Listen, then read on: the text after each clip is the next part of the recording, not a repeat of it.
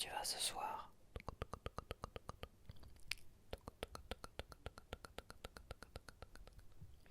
Donc on se retrouve pour un nouveau rendez-vous, enfin un nouveau, oui un nouveau rendez-vous, tous les dimanches à 22 h où je vais aller piocher 5 films qui sont à regarder pour la semaine qui vient. 5 films que je vais te conseiller.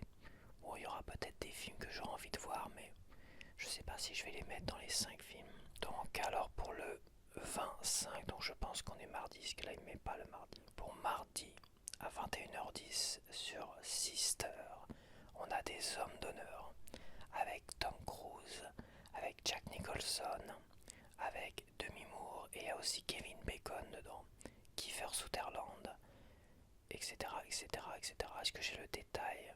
Plus d'informations. On a Kevin Pollak est moins connu et J.T. Walsh est moins connu aussi. Mais bon, il a fait pas mal de second rôle dans pas mal de films. Notamment dans Tequila Sunrise qui est un de mes films aussi coup de cœur. Mais c'est vrai que Tequila Sunrise je l'ai pas mis dans mes 20 films préférés. C'est bizarre ça, j'ai dû oublier Tequila Sunrise dans mes 20 films préférés. Mais logiquement il est censé être dans mes 20 films préférés. C'était un oubli de ma part, je suis désolé. Surtout que je l'avais encore en DVD, donc il n'y avait pas de raison que je le mette pas, mais c'était un oubli. Totalement un oubli. Donc je vais te lire le synopsis là, des hommes d'honneur. Sur la base de Guantanamo Bay à Cuba, deux jeunes soldats, Loudon et Dawson, corrigent un de leurs camarades, Santiago, lequel succombe à une crise cardiaque. Les deux GI ont-ils obéi au code rouge entre guillemets, qui désigne une opération disciplinaire ordonnée par leur supérieur hiérarchique? Point d'interrogation. Joanne Galloway, avocate et officier dans la Navy, en est convaincue, mais l'armée refuse qu'elle instruise ce dossier. C'est le lieutenant Daniel Coffey, lui c'est Tom Cruise, fraîchement diplômé, qui défendra Loudon et Dawson. Coffey, davantage intéressé par le baseball que par le prétoire, ouais c'est bien Tom Cruise, se voit adjoindre Galloway, qui est demi-mour, comme collaboratrice. Poussé par la dynamique avocate, il va tout tenter pour faire comparaître le vrai coupable à la barre. 3 petits points. Donc là on a vraiment un film de justice en fait. C'est vraiment un film de justice, hein. C'est essayer de faire condamner l'armée, on va dire, pour avoir des pratiques plus que douteuses, ce fameux code rouge. Et on a Tom Cruise qui est exceptionnel dedans, Demi Moore aussi, et Jack Nicholson qui est féroce. Il est vraiment féroce, Jack Nicholson dedans, il est impressionnant. Et évidemment on a du Kevin Bacon en second rôle, Kiefer Sutherland qui sont aussi de très très bons acteurs. Donc voilà, je peux que te conseiller, si ça te rebute pas, les films on va dire de justice. Toi. Et là on a quand même une sacrée pléiade d'acteurs exceptionnels là-dedans. C'est un très très bon film, si tu l'as pas vu, il est super passionnant comme film. J'adore à chaque fois que dès qu'il passe, bah voilà, je crois que je l'ai jamais acheté. Si je l'avais acheté en DVD il y a longtemps. Et c'est vrai que c'est un film que je mets sur... c'est pas dans mes 20 films préférés, mais c'est un super super film et à voir et à revoir, je ne m'en lasse jamais de ce film là. Ok, jeudi à 23 h 30, il y a The Greatest Showman. Alors The Greatest Showman, c'est un film que je n'ai vu qu'une seule fois, que j'avais adoré, j'étais surpris d'avoir aimé. Je me dis, oh, un truc comme ça où ça chante et tout ça. Donc évidemment, c'est une comédie musicale, tu vois. C'est marqué biographie, mais non, c'est une comédie musicale qui est vraiment palpitante, qui est vraiment bien menée. Je suis pas forcément fan des comédies musicales. Bon, il y en a des très très bien. Mais alors celle-là, elle m'a vraiment marqué et j'ai envie de la revoir pour voir si vraiment c'était un super film. Et je te le conseille parce que voilà, premier visionnage, c'était un vrai coup de cœur, donc je te le conseille si ça te rebute pas les comédies musicales. Donc je te lis le synopsis, le résumé. En 1870, les temps sont durs pour Betty Barnum, sa femme Charity et leurs 2 enfants. Doté d'une imagination débordante et grâce à une idée ingénieuse de ses enfants, il se met en tête de monter un autre type de cirque dont la troupe serait composée de gens extraordinaires entre guillemets. Un géant irlandais et des frères siamois, une femme à barbe. Connaissant le goût du public pour le bizarre et le macabre, il est persuadé que ce sera un succès. Secondé par Philippe, un jeune homme de bonne famille, amoureux d'Anne la trapéziste, il doit faire face à l'hostilité de certaines personnes qui refusent de voir ces monstres, entre guillemets. P.T. Barnum tente le tout pour le tout afin de sauver son entreprise et de changer les mentalités. Donc c'est avec Hugh Jackman, Zendaya, Rebecca Ferguson, Zac Efron, Michelle Williams et les autres je connais pas du tout. Donc c'est jeudi soir à 23h30 sur Chérie 25. Donc le vendredi 23 mai à 21h07 sur la chaîne L'équipe, on a Apollo 13. Alors Apollo 13, bon, c'est un film quand même assez... c'est un film qui relate finalement une histoire qui s'est vraiment passée. Donc je vais te lire ça tout de suite. Apollo 13. En 1970, 3 astronautes américains s'envolent vers la Lune. Jack Swigert a rejoint à la dernière minute 2 amis de longue date, Fred Hayes et Jim Lowell. Le 13 avril à 21h, Lowell annonce aux techniciens de la NASA que la mission ne se déroulera pas comme prévu. Une explosion a gravement endommagé le vaisseau. Il s'agit maintenant d'organiser le retour sur Terre des 3 naufragés de l'espace. Au sol, le directeur de vol, Gene Kranz, et ses collaborateurs recherchent fébrilement une solution tandis que les familles attendent dans l'angoisse. Les 3 astronautes se réfugient dans le LEM, initialement conçu pour 2 d'entre eux seulement. C'est un film de survie avec une pléiade d'acteurs extraordinaires. Tom Hanks, Bill Paxton, Kevin Bacon, Gary Sinise, Ed Harris. Donc c'est un super film, c'est cultissime. Je peux que te le conseiller si tu ne l'as pas vu. Voilà. Il n'y a pas grand chose à dire de plus sur Apollo 13. Donc vendredi à 21h07 sur la chaîne L'équipe. Donc on reste à vendredi mais à 22h30 sur la chaîne Arte. Sur Arte à 22h30 vendredi, nous avons L'échange de Clint Eastwood en réalisation. Donc c'est un film de Clint Eastwood, c'est important de le préciser parce que Clint Eastwood il fait pas trop de la merde. Tout à l'heure il fait quand même de très très très bons films.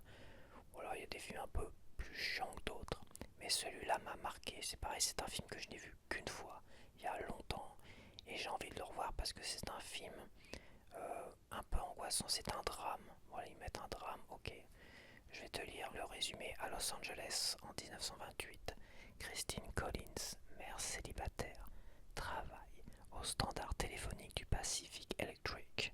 Un matin sollicitée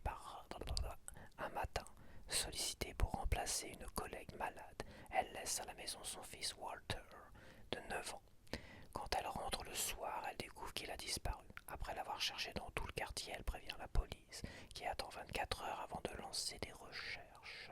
Quelques semaines plus tard, le chef de la brigade des mineurs, le capitaine Jones, lui annonce qu'on a retrouvé Walter. Tremblante, puis stupéfaite, Christine découvre sur le quai de la gare que l'enfant qu'on lui rend n'est pas le sien. Mais personne ne veut l'écouter, à l'exception d'un pasteur presbytérien, engagé dans une croisade contre la corruption de la police. Donc c'est un film, on va dire d'époque, 1928, où la mère finalement a perdu son gamin, et quand on lui rend son gamin, c'est pas le sien, mais on tente de lui faire croire que c'est le sien et que c'est elle qui devient folle en fait.